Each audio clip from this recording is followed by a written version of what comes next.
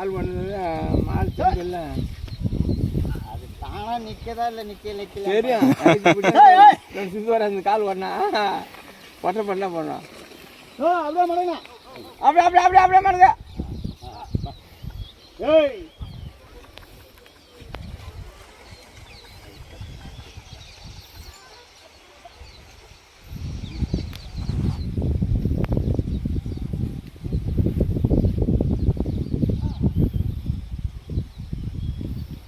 அது இதுலேயே 2 காலாக ஓட்டினீங்க.